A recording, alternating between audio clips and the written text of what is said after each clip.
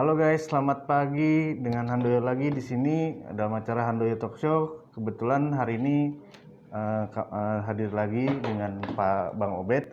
Pak Bang Obed terus ya. Lu mau manggil saya abang atau bapak nih? Karena dulu dia teman-teman iya. manggil saya tuh abang. Dulu Iya. saya tuh semua orang di kantor tuh abang, Bang Obed gitu. Saya jangan abang-abang aja ya. Nah, Bang Obed ini Tetaplah abang lah. kebetulan kemarin kan kita udah cerita mengenai profesi ya, Bang Betul, Obed ya. pekerjaan, Nah, kita ya juga kan? pengen tahu nih, kemarin juga videonya yang di sini meledak juga, dalam Iya. arti view-nya cukup banyak. Nah, kita pengen tahu sekarang mengenai prinsip hidup lebih pribadi sih sekarang ini. Iya. Boleh diceritain, Bang Obed, mengenai kategori sukses, prinsip hidup Bang Obed itu seperti apa sih? Misalkan sukses itu harus punya rumah atau mobil atau seperti apa? Ya, gini Han ya. Thank you ya teman-teman ya. Kalau di saya, dalam prinsip saya, memang ya setidaknya hidup tuh standar lah ya. Harus ada dong ya. Yang namanya rumah di Jakarta, masa lu mau ngontrak terus ya kan? Saya ini jadi kontraktor tuh udah lama di Jogja ngontrak ya kan. Ya, jadi saya sekolah dulu di Jogja, ya ngekos, kontrak juga. Di Jakarta ngontrak juga. Tapi saya nggak lama-lama tuh ngontrak ya.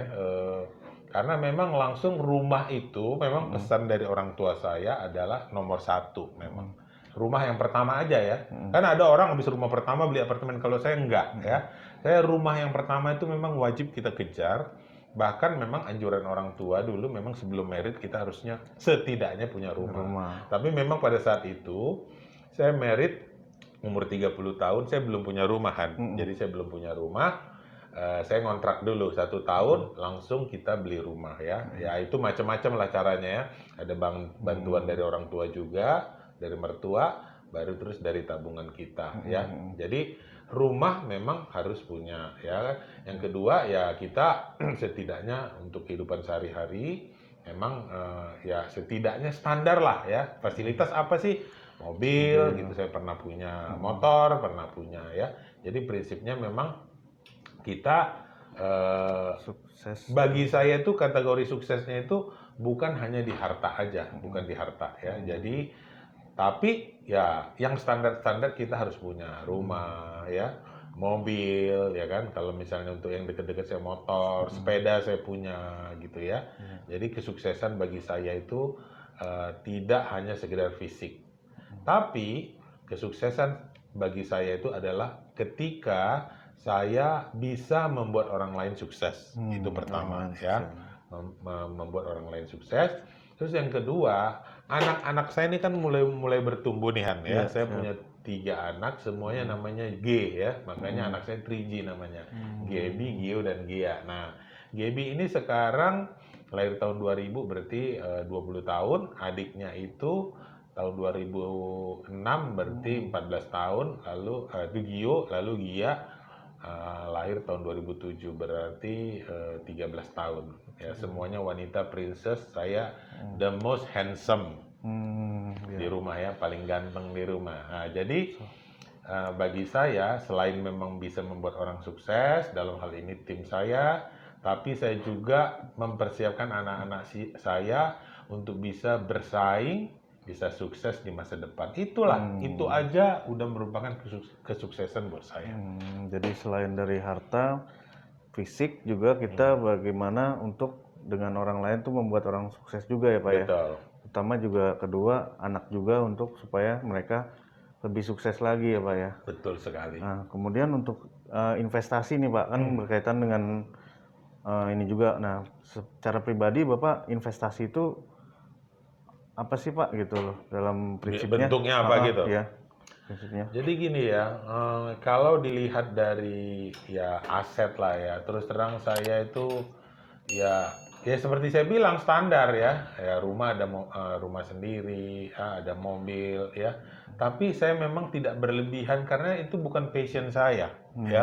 Kalau nanti Handoyo berkesempatan suatu saat kamu bisa datang ke rumah saya, ya rumah saya ya standar aja gitu ya. Karena passion saya bukan di situ ya. Mobil ya yang penting nyaman, bisa membawa kita pekerjaan. Saya juga pergi ke customer kan, otomatis perlu kendaraan ya. Bahkan saya punya motor juga sekarang, ya sewaktu-waktu untuk yang lebih simpel, Jakarta macet segala macam saya bisa ya. Nah, terus investasi di mana ya? Terus terang aja saya ini sekarang ini investasi fisik yang lebih sangat fisik itu bukan passion saya gitu. Jadi saya justru lebih banyak menginvestasikan eh, uang saya itu ke masa depan anak-anak saya, pendidikan pendidikan anak-anak anak saya ya. Ya walaupun saya menyadari memang ya kita perlu menabung dan sebagainya, tapi dalam hal ini memang pada saat sekarang nih mau nggak mau saya memang harus lebih banyak porsinya untuk masa depan anak-anak saya supaya mereka bisa bersaing ke masa depan. Nah, untuk investasi anak tuh seperti apa sih Pak? Dalam Oh, hal oke. apa gitu? Pendidikan, kesehatan, atau Iya. keuangan gitu? Bener Han ya, jadi ini untuk Handoyo juga nih, karena dia masih jomblo juga kan gitu kan. Nanti nextnya kamu akan merasakan seperti saya ya. Iya. Begitu saya punya anak ya, memang dari awal tuh saya memberikan eh, khususnya pendidikan ke tempat-tempat terbaik Oh, ya. Jadi saya ingat waktu itu gaji saya di bank ya, di bank yang warna kuning itu saya merit di situ gaji saya itu 1,7 juta. 1,7 juta. Waktu itu saya sebagai asisten manajer pada saat itu ya, tahun 2000 itu. Saya begitu dia umur 3 tahun, saya masukin ke satu sekolah swasta yang mahal banget, Han. Artinya saya bukan karena mahalnya aja, saya lihat fasilitasnya bagus ya. Kebetulan karena saya beragama Kristen, saya menyekolahkan anak saya ke sekolah yang afiliasinya Kristen. Tapi saya bukan melihat agamanya, bukan ya. Tapi saya lihat pendidikannya bagus, fasilitasnya bagus. Pada saat itu eh, kelas 1 aja dia itu udah 800.000 per bulan. 800.000 per bulan ya. Jadi bayangin gaji saya waktu dia kelas 1 berarti ya mungkin sekitar 5 jutaan. 20% tuh saya udah berani pada saat itu sama istri saya, ya udah kita sepakat kita sekolahkan aja tempat terbaik ya. Jadi dan saya ingat sekali kelas 1 kelas 2, nah kebetulan anak saya yang pertama ini 6 tahun baru ada adik, dia itu sempat pada saat di perpisahan apa di buku kenangannya dia tulis cita-citanya Gaby ingin sekolah ke luar negeri. Pada saat itu saya ketawa aja karena dia sendiri yang nulis gitu. Sampai sekarang buku itu saya simpan dan ternyata itulah Han ya, apa yang dituliskan, apa yang kita perkatakan itu menjadi doa. Dan benar tahun 2013, tepatnya 2012 awal, Gaby itu sekolah ke Singapura. Setelah dia selesai SD di sini, langsung sekolah Singapura. Dan setelah dia secondary school 4 tahun di sana, sekarang dia masuk ke Republic Poly, satu sekolah apa?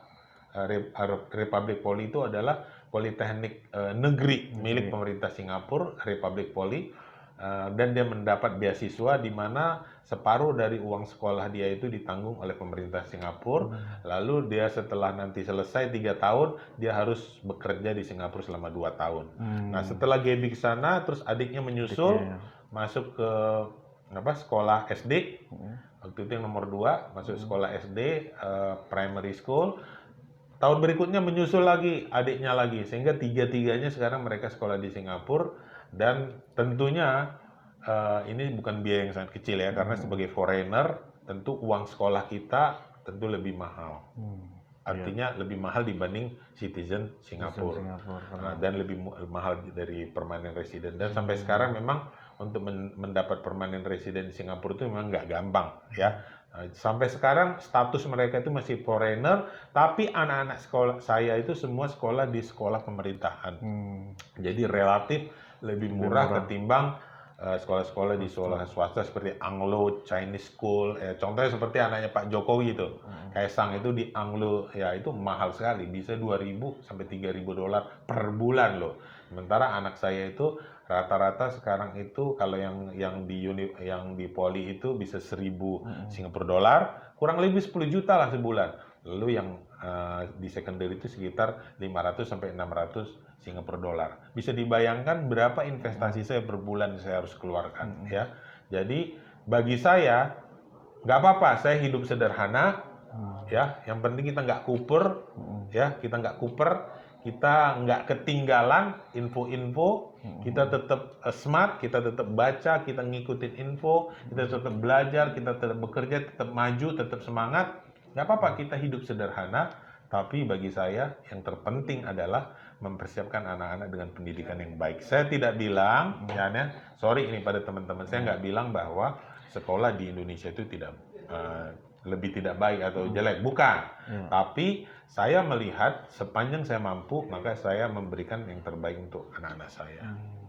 Iya, Bang Obed, terima kasih banget. Ya. Ini soal investasi artinya bukan hanya fisik aja ya guys. Betul. Jadi luar biasa sekali, mudah-mudahan bisa menjadi inspirasi bagi kita semua bahwa nggak semua investasi itu harus fisik, namun kita bisa Investasi untuk mensukseskan masa depan. orang lain dan Betul. anak kita sendiri untuk pendidikannya. Demikian, terima kasih. Oke, Jangan Han. lupa subscribe, like, dan komen. Terima kasih. Oke, thank you. Bye.